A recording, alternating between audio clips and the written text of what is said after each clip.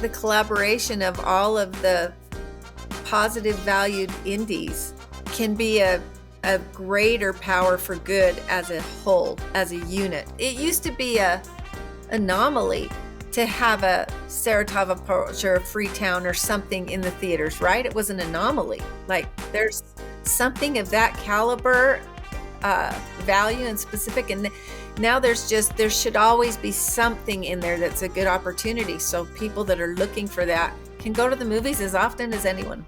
This is Truly Independent, a show that demystifies the indie film journey by documenting the process of releasing independent films in theaters. Each week, Garrett Batty and I, Darren Smith, will update you on our journey, bringing guests to share their insights into the process and answer your questions. In today's episode, we're joined by Susan Tuckett from Susan Tuckett Media.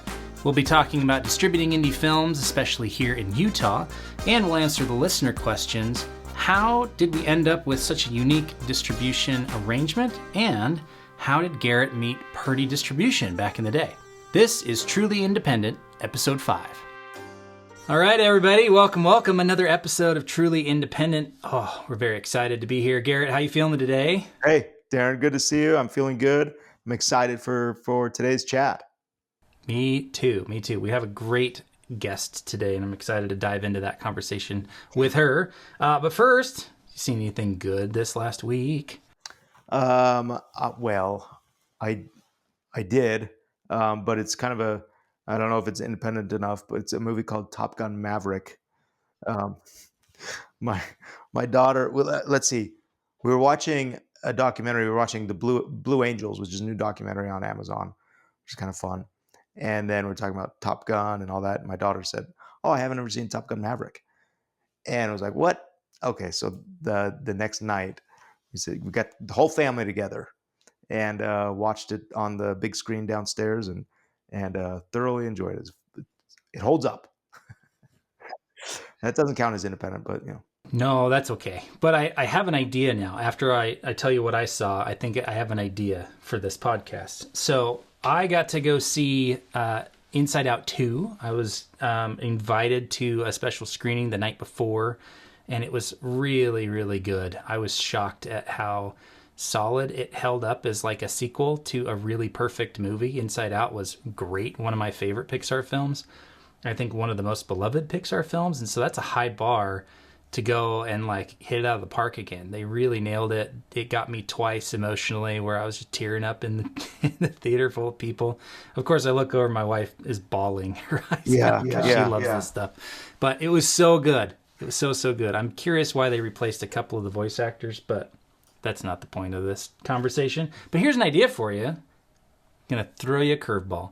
What if we, as Truly Independent Podcast, committed to watching an independent film every week, so that we're not just talking about the big movies that are in theaters, and then we'll put the links, or we'll put a list on our podcast page of what we liked, and we could, I don't know if we go in and rate them or give them rankings or anything like that, but we could just have a running list of, here are great independent films that are out that you can see now. And as we share them each week, we'll just update it on the page. That sounds great. That sounds very fun. I hope Inside Out 2 is able to dig out of their $154 million weekend, just being buried with all that reception. But yeah, I'm hearing great things. I will say I did watch an independent film this weekend. I watched Ordinary Angels. It's no longer in theaters, but boy, it sure, it's very applicable to this podcast, as we talk a lot about faith-based cinema.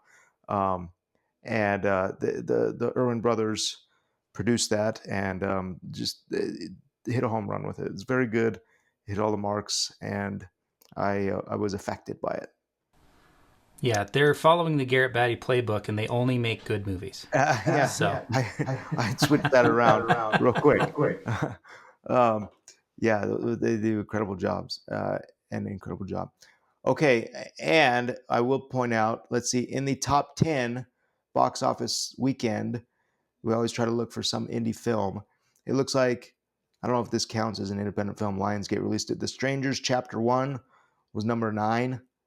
I don't know much about that film. I would imagine it's some sort of horror movie, but good. And then just out of the top 10 is A24 released a movie called Tuesday that expanded to 654 screens from 2 screens. So it's now 654 screens. Their per screen average was $447, and they are number 12. So that's about the screens that we're going to open on Carpenter. We just need a higher per screen average, uh, and hopefully we'll get into the top 10. That's awesome. Yeah, it looks like there's a few that were kind of in that release range. The 654, Treasure at 650, Firebrand at 442. Yeah. So, yeah. It's a model. Roadside Attractions, Bleecker Street, A24. These all release independent films. So this is exactly what we're trying to do. Okay, well, I'm excited about our guest. Yeah, let's bring her on. Hey, indie filmmakers and movie lovers. This show is sponsored by Purdy Distribution. Since 2011, they've been bringing incredible independent films to theaters, like Garrett Batty's The Saratov Approach, T.C. Christensen's Love Kennedy, and McLean Nelson's Once I Was a Beehive. They've worked with top-notch directors like Mitch Davis and Mark Goodman, specializing in family, faith-based, and funny films. This year alone, they've released hits with JK Studios like Go West and Villains Inc., and have even branched out internationally with films shot in South Africa and Japan. Purdy Distribution works closely with indie filmmakers, designing personalized distribution plans, whether it's a theatrical release or straight to streaming on platforms like Amazon, iTunes, Google, and more. If you have a PG or PG-13 film ready for the world, think about reaching out to Purdy Distribution. They're approachable and knowledgeable, ready to help you visualize your film's distribution. Even if your film isn't fully polished, they can offer valuable guidance. Plus, if you need that crucial distribution piece for investor packages, Purdy Distribution can provide a letter of intent to distribute, helping you secure funding without locking you into a contract. Mark your calendars for Purdy Distribution's upcoming releases: Tokyo Cowboy on August 30th, the digital release of Thabo and the Rhino Case on September 1st, Faith of Angels in theaters on September 12th, Villains Inc. on Amazon and iTunes on October 1st, and The Carpenter on November 1st. To stay updated on these releases and more, sign up for their newsletter at purdydistribution.com. That's P-U-R-D-I-E distribution.com. Now, back to the show. Welcome everybody to another episode of Truly Independent. We are excited today. We have another guest. Susan Tuckett with Susan Tuckett Media Group is with us today. And oh my goodness, Garrett, why don't you introduce Susan and then we'll bring her on. I'm very excited to get into this conversation today. Susan, how are you? Thanks for being here. I'm great. Thank you. I'm honored to be a guest on this tremendous show. Well, Susan, it's a thrill to absolutely thrilled to have you here. You and I have worked together. I think our first experience working together was back in 2013. I think so. A minute ago, with one of my independent releases. And Susan, you were the outdoor media buyer, is what you were introduced. Anything traditional. Back in 2013, it was anything traditional. Okay. Outdoor television, radio, all that fun stuff. Which is amazing, and it'll be interesting to talk to you now and to see what is considered traditional now. That's changed, yeah. But yes, and so and you've subsequently helped on each one of my releases, and for which I've been very, very grateful. And we're just thrilled to have you on here and to ask questions and to talk about independent film and now your experience as a distributor. I just wanted to start with that. And then Susan, you've just come off of you're in the midst of Still in the midst of a successful independent film release. Do you want to talk about that? Yeah, I'd love to. It has just been an absolute privilege to work with T.C. Christensen on Escape from Germany. And it opened April 11th. And so we are starting week 11 on Friday. So we just booked week 11 and we're still in more theaters than I think his first film started in, than 17 Miracles started in. So the trajectory is still up. So it's all still all systems go. Okay, the movie's called Escape from Germany, and it's been in theaters now 11 weeks. You've booked your 11th week this Friday. Yes. What does that look like? What is that kind of initial, whether it's Escape from Germany or a film booking in general, an independent film? What does that look like for you when you take the film? What is your process? What's your next step? What he's saying is, have you slept at all in the last 11 No. weeks? In fact, this morning I thought, wow, I wonder when it is that I'll just slumber peacefully, because it doesn't end. It's not over until the last theater says no, it's not over. So you're constantly seeking and searching, turning over pebbles. They used to be huge boulders and then stones and now pebbles. Where have I not been yet? What town have I not been in? It was challenging sometimes when you'd have some big Regal say, no, you can't have LA. You just can't have LA. Well, you had to have LA. So you had to meet and find all different kinds of sizes of theaters that had come onto the map in all different time periods. It was delightful, actually, because you're working with some mom and pops and some big shops, and then you get Regal to say, oh, I missed it. So then Regal books, and it's just been thrilling. It's just fun.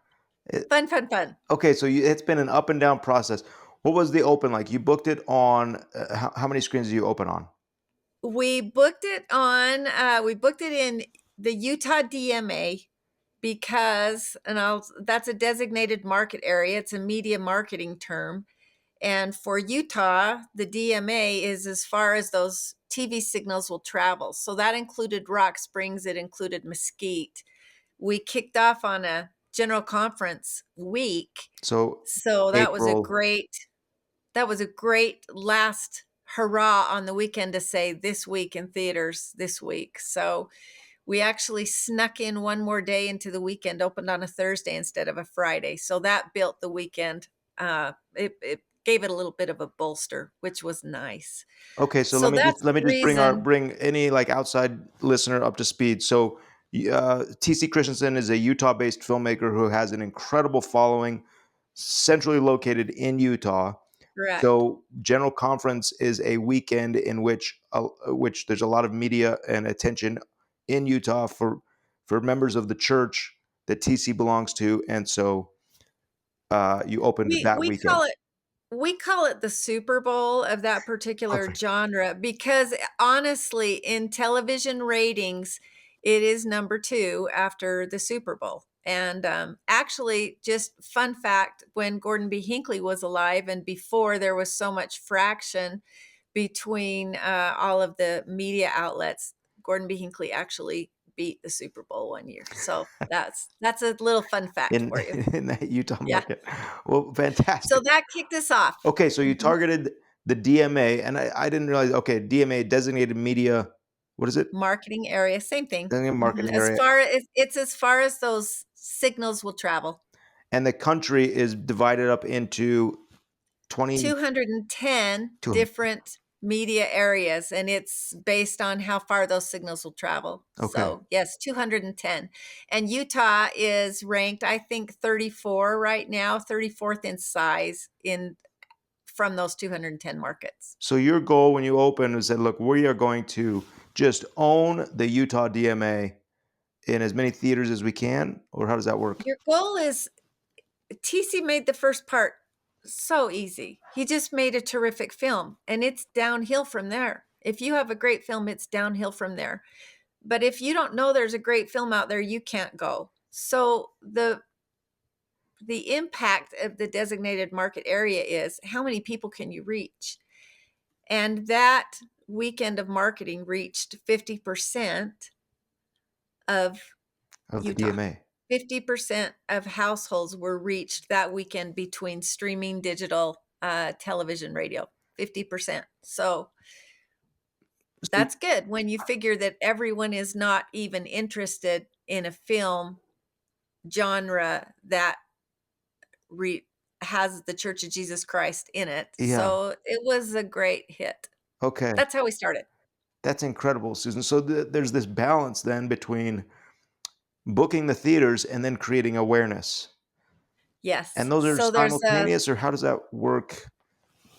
you don't want to create awareness too soon because everyone's creating awareness. And so if you've created your awareness, but the movie's not there and they can't find it, they're frustrated and they're on to the next thing that the media has told them to go and find. Okay. So the timing is pretty it's very strategized because it's on a budget too. If you spend that P&A money too early before people are ready to buy a ticket, you're sorry out of luck. Yeah. And if you spend it too late and didn't get people in the theater in time, you're sorry out of luck because the theater didn't see the growth. So it's just really you've just got to have those two pistons firing together as a unit, really, to get it off. Incredible. So then it's off the did. ground, and strategically speaking, it had a terrific per screen average. So high so that other areas that would not traditionally pick up a film associated with that genre were calling and saying, what is this film? Why is this per screen average so high? We have got to have this film. So Yeah. that was terrific too. If you're willing, Susan, can you give us like some context there? Like, what is a good per screen average? For those listening, like we're talking about things like P&A, which stands for prints and advertising. That's your marketing budget, right? Mm-hmm. But what's a per screen average and what's a good one? What are you aiming for with a movie like this? Well, you're aiming to be profitable. So let's just start there, right? Because you can make $100 $1 at a time and take 100 days, or you can make $100 in one day. And either way, you've got $100 of profitability. So it's not the killer factor.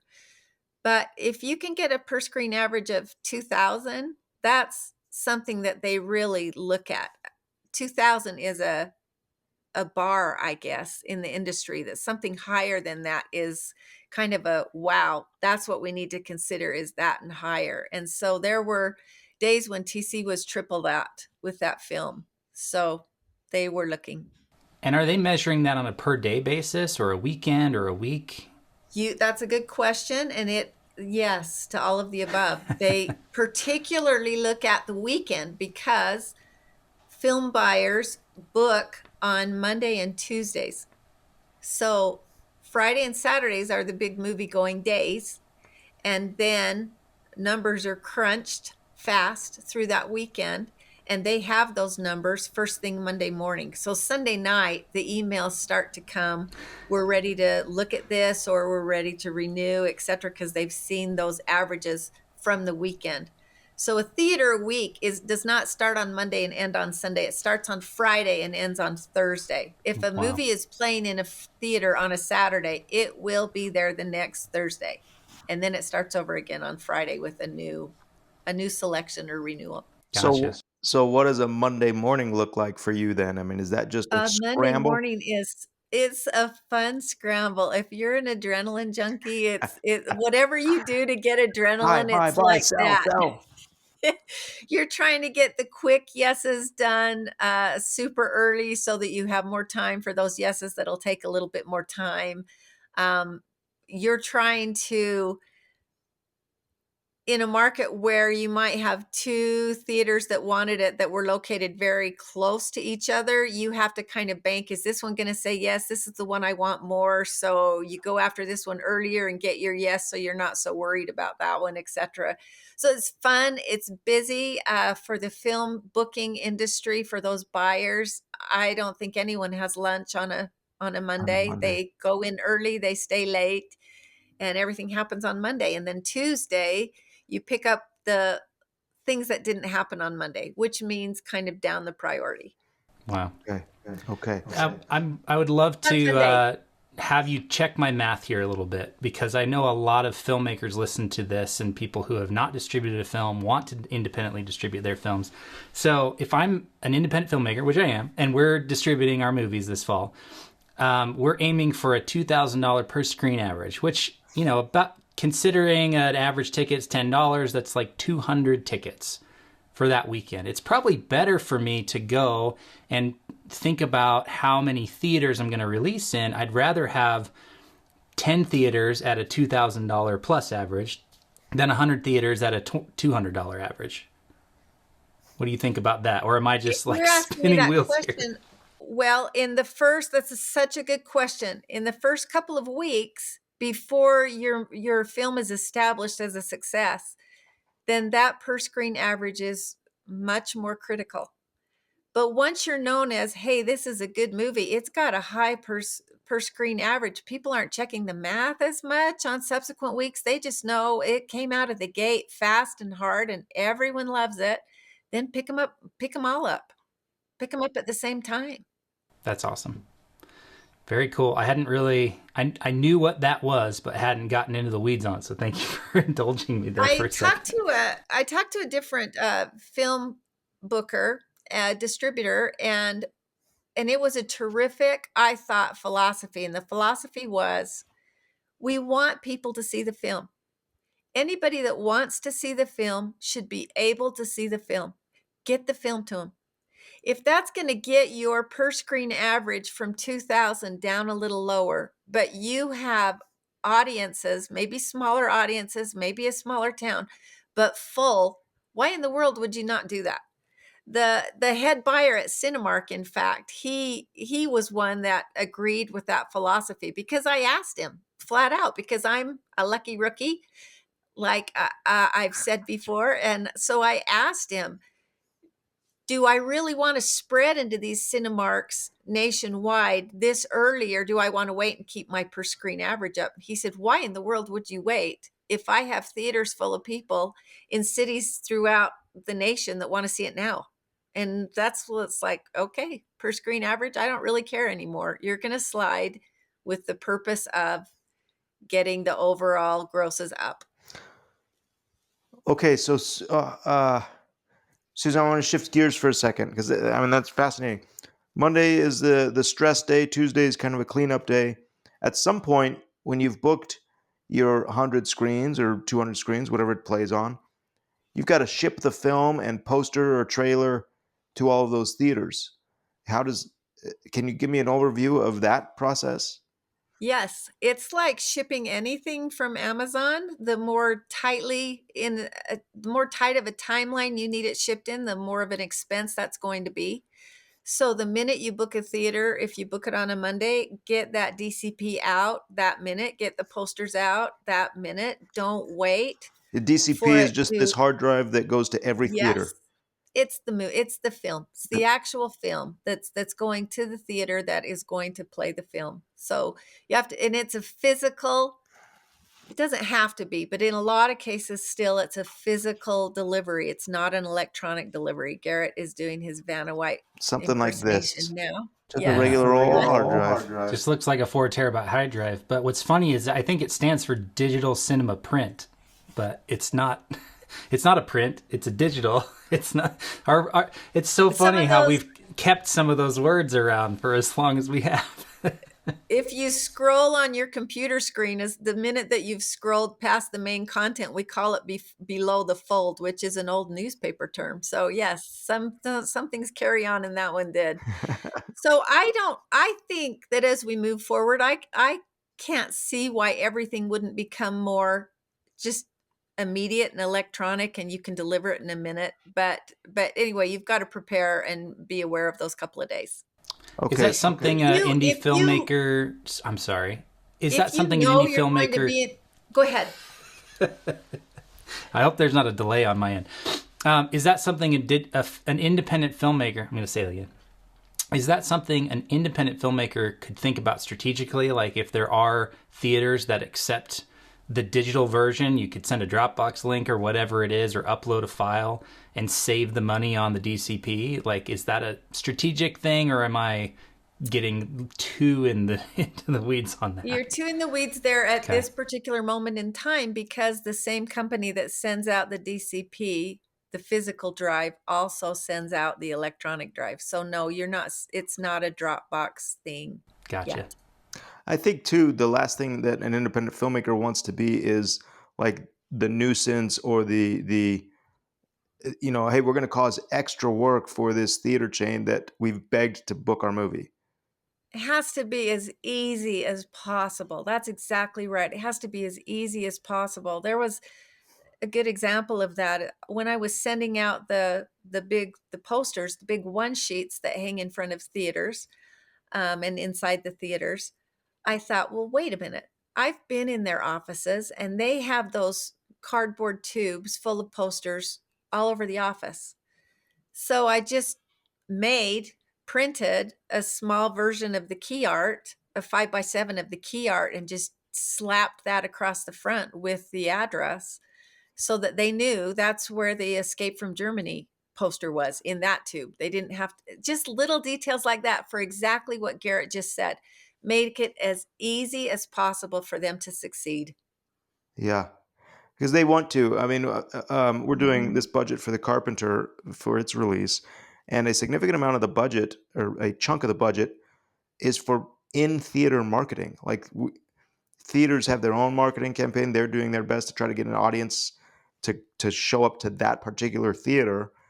And so, yeah, if we can give them a little bit of money to help market the movie and then give them the materials that they can use to market the movie, um, there's more of a chance of success. It has to be a win-win or nobody wins. You help the theater succeed or you don't succeed. Yeah. And they're terrific people there, terrific people. I've just been really impressed. And a lot of generational families in the film industry, that's been really fun to know them too. They care. Yeah. They care about their industry. They want it to continue. Susan, you've been generous with your time. I have one last kind of question or topic to ask you, and then but we don't want to hold you longer than you've agreed to hold, longer than your contract. Settlement. I mean, you've done all the work. You've gotten the movie out there. It's now played in theaters. It's done a certain amount per theater. Is part of your process as a distributor then tracking down the money and say, okay, theaters, Yes. I mean, is it a 50-50? Whatever details you want to share, please share. You are the booking agent between that filmmaker and the theater. And it's your responsibility that the contract between the two of them is fulfilled, including that payment. And that payment needs to be clear in writing. It saves everybody time in the end. Don't assume anything. Everything's clear and in writing and agreed to up front. And payment terms are agreed to in writing. Payment options are made easy for the theater. Again, whatever you can do to help them succeed. Did I answer the question? Is that what you wanted me to say? Yeah. And does that happen? What's the timetable on that? When a filmmaker puts his movie in the theaters, is it 6 months later he might see the theater box office return, or what is that? Okay, I'm going to answer that question, but I'm going to ask you a question first. I have $1,000. If I give it to you today, are you all right about that? Yeah. I'll take your You'd money. say yes, right? If I gave it to you in 30 days, are you all right about that? I'll take it. Sure. And if I gave it to you in 45, would you be all right about that? Yeah, sure. And that's how it works. Some of those theaters pay weekly. After 2 weeks, you will have your payment and it will be in full and the numbers are accurate. And some of the theaters take 30 and 60 and more days. Okay. But you do get it. Okay. So it just varies per theater, per chain. It varies, and you don't have to play with the ones that pay later, but the ones that pay later usually are the bigger chains. So of course you want to play. You need them. You need them to win. Okay. And they'll help you win, and you'll get your $1,000, but it might be a few days later than tomorrow. Amazing. Can I ask one quick question? Because it's timely. One of the biggest news events has happened in the last week or so. Sony bought Alamo Drafthouse, which is like the first time since the Paramount decree that we've had a distributor own a theater chain. Have you been paying attention to that? I would love to hear your thoughts on it. Is it a good thing for the industry? Is it a bad thing? I'll take you back in time because I came into this from the marketing and from the media buying side. And I remember when Disney bought ABC and everyone was aghast. Why in the world would Disney buy ABC? And the answer was simply ABC is a distribution point and Disney is a creator. And if the creator doesn't make sure that they have distribution points at a point in time, the creator could be shut off completely from the audience. Now that's way back. That's like the first creator that bought a media company, but that's it. So I go back to that. I just remember thinking, you got to be kidding me. Why would they want to get in? Media is messy. Media companies are messy. Why would you want to get in a media messy company? And that was why. And you can see what's happened since. Yeah, now they all have it. Amazing. Yeah, what a story. Susan, this has been so great to hear your experience. Congratulations on just the incredible home run that you've hit with TC's film. And Thank you, and I'll pass it on. Any squirrel out there could have done it with a great TC film that he created. So it was terrific that it got to be me. okay, okay, fantastic. We'll catch up with you soon. All right. Thank you. Thank. Oh man, Susan is great, Garrett. That was so wonderful to have her not only join us on the podcast, but to have her on our team. I'm feeling so excited about this because 11 weeks in theaters with an indie that's a very Utah movie. That's amazing. Yeah, Susan's great, and for her to share that information, and I mean, she's super humble. Says, "Oh, anybody could do it with a TC movie. TC makes incredible movies." But no, Susan has certainly stepped up and helped that film succeed. It's awesome. Tell me about how you put this team together, because you've got me and you, and then you've got the Purdy brothers, who we met last week. I shouldn't say the Purdy brothers, the brothers that own Purdy Distribution, the Montiers brothers. Montiers, yeah. And now we've got Susan. And so we've kind of shown the audience the team here, but can you give us a little bit more insight into why we're doing it this way and why you chose the team that you did?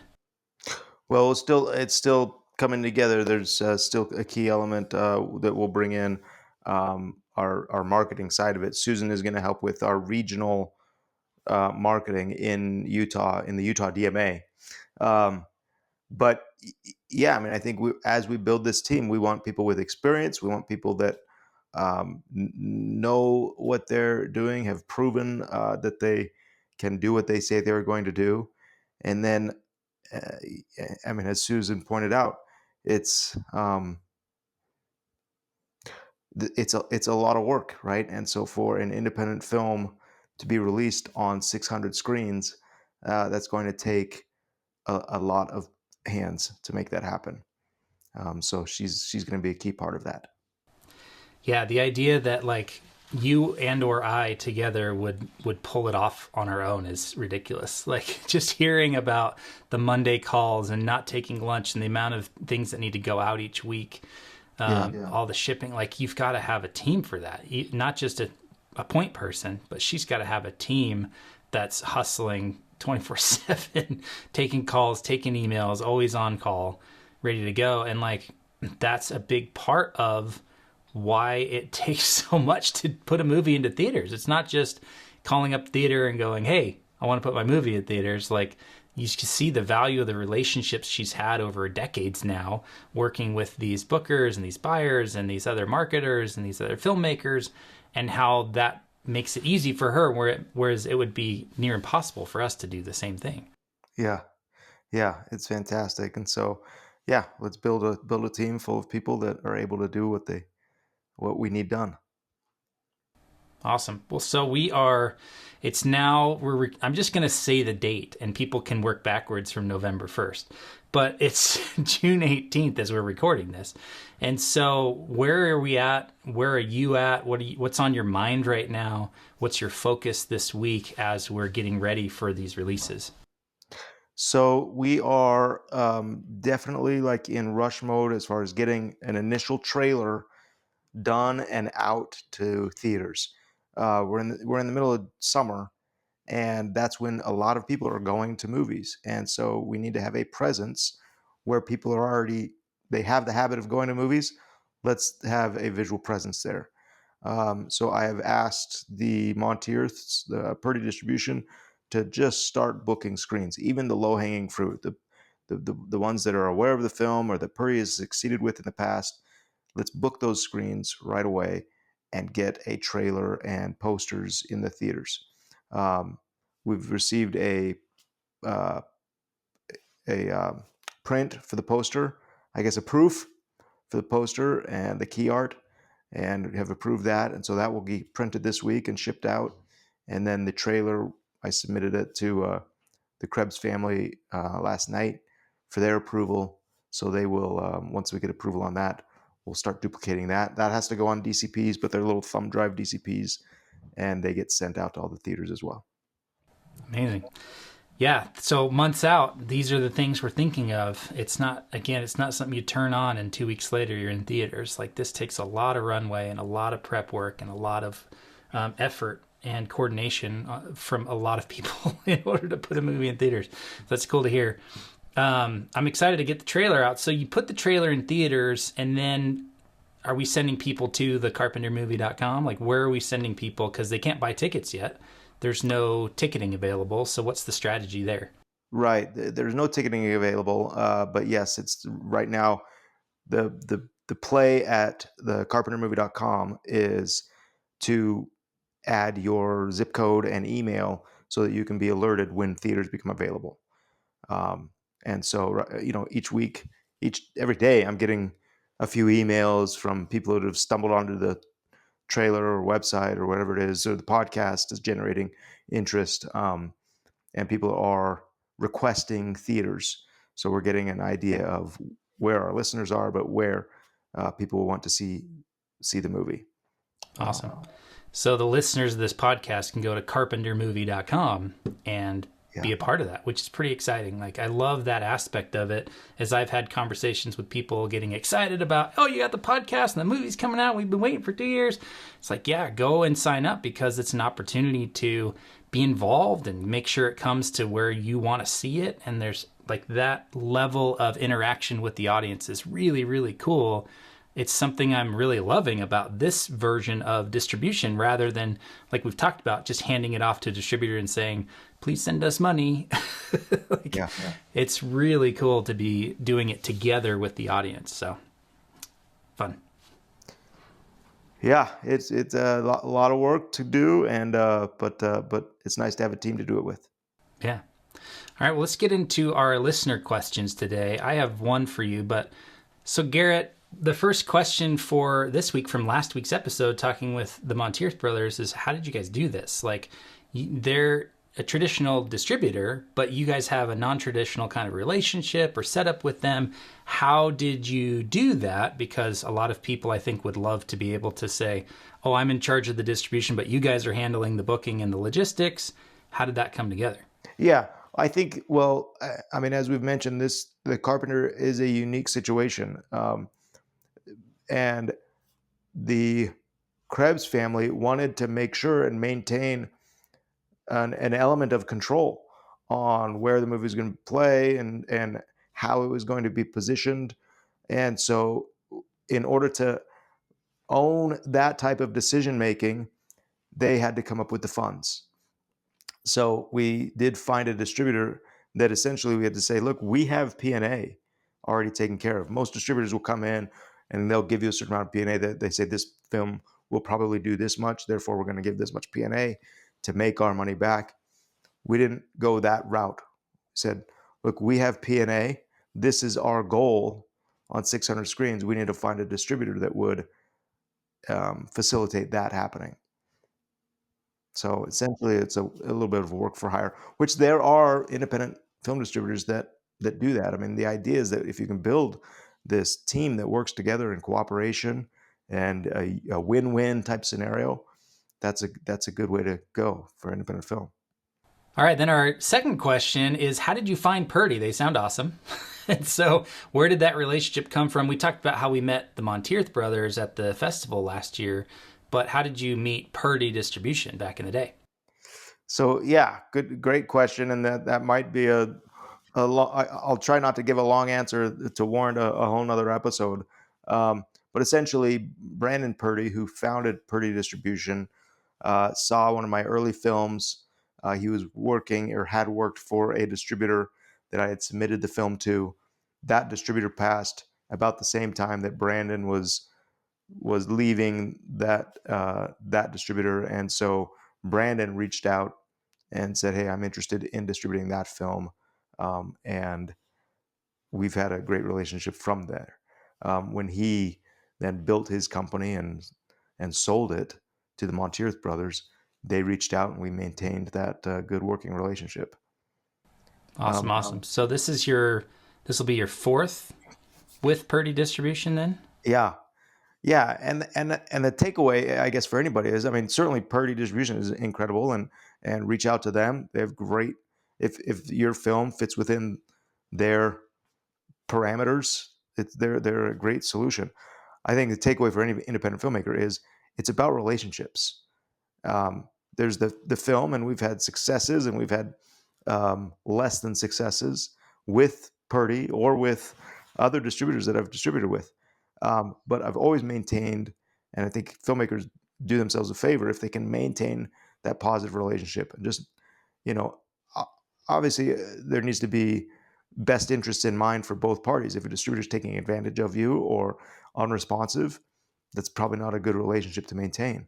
But I think there are enough opportunities out there for distributors and enough filmmakers out there that once you find somebody that does, that you work well together, it's worthwhile to invest time and energy and resources into helping each other succeed. Amazing. Yeah, and like we've said before, where do you meet these guys or gals? You go to film festivals. Like, if you want to make a faith-based film in Utah, go to the Zion's Indie Film Fest, or right? Because that's where all of these distributors are at. They're there watching the movies to see what's good and what's coming out, and what movies do they want to have a conversation about. Just the same thing that happens at Sundance or Cannes or Toronto or any of these other big festivals where, that's the biggest movie of that festival. Everybody's clamoring for that. You kind of had a similar thing happen with The Faith of Angels this year. You had a number of people wanting to sit down and have a conversation about the distribution of the movie. And then that gave you a lot of options. And so, take your films to the right festival. Make sure it aligns with the type of festival it is. If it's a horror festival or a drama festival or a documentary festival, faith-based, whatever it is, align with what the goals of the festival is. But then if you don't have a film yet, go to those festivals and figure out who are the distributors, because they're there. They're probably sitting right next to you in the same seats in the same theater, and you can strike up a conversation, say, "Hey, I think I know you guys," and there you go. You have a relationship started, and then you continue it and you nurture it over a decade, and that's what makes it easy now, 10 years later, to just have the conversation about, "Hey, we want to do it this way," and they go, "Great, we just want to work with Garrett, so let's go." One of the most fun experiences at this last Zion's Indie Film Fest, which again isn't a faith-based exclusive film festival. It's all, generally family or drama or things like that. But it was enjoyable this last year to be there with other filmmakers. We're kind of in a filmmakers lounge, and the Monteith brothers were there. And for me to be able to introduce them to other filmmakers, say, "Hey, I appreciate the interest in Faith of Angels, and it's exciting that that conversation is taking place." But I'd say, "Hey, have you met so and so? They've got a new film that's premiering next week at the festival. You should take a look at it." And we've been able to do that and try to build up the community. The more that Purdy has to distribute, the more films get made, and the more success we can have as independent filmmakers. Awesome. All right, Garrett, that's another great episode. Very, very cool. Thanks for helping set that one up. And man, we've got another good episode next week. Another guest, I think. We'll announce it next week. How about that? Okay. Thanks, man. Thanks for listening. We'll see you next week. Thank you for listening to this episode. To join us on the journey, be notified of new episodes and screenings, and ask us questions about today's episode, head over to 3coinpro.com/podcast and put in your name and an email address. If you're a fan of the show, please leave us a review. podcast app and be sure to share this episode with a friend. Thanks for listening, and we'll see you next week. Our intro and outro music is Election Time by Kjartan Abel.